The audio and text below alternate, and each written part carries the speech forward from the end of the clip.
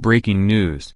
World War III, U.S. diplomat warns Trump wants surrender from Iran not in agreement. World War III, Donald Trump wants President Hassan Rouhani to surrender rather than reach an agreement, warned former U.S. Ambassador John Limbert, as the U.S. imposed trade sanctions on Iran for metals, coal and industrial software. Former U.S. Ambassador John Limbert said that Iran would not surrender, despite trade sanctions imposed by the U.S. Mr. Limbert, the former U.S. Deputy Assistant Secretary of State for Iran, told BBC Radio 4 Today, "The president would like nothing more than to be involved in some grand gesture so he can claim I am the world's greatest negotiator and nobody else could.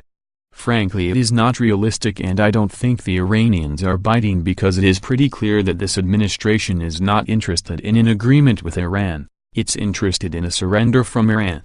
He added that as far as I can see Iran would not surrender. John Limbert was a U.S. ambassador in Tehran during the Iranian Revolution of 1979. President Donald Trump's top security advisor on Monday urged Iran to take up an offer of talks with the United States or suffer more pain from economic sanctions, but Iran's president said Washington needed first to prove it can be trusted.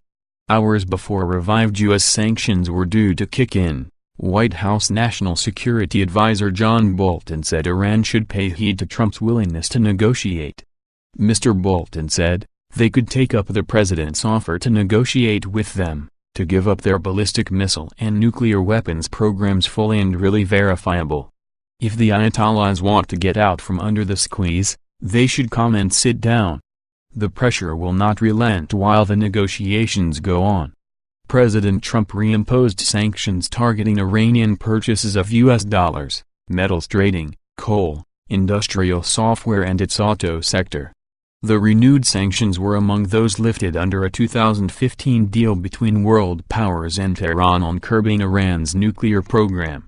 Trump abandoned the deal in May. Heavier U.S. sanctions, aimed at Iran's oil sector, are due in November. Iran's real currency has lost half its value since April under the threat of revived U.S. sanctions.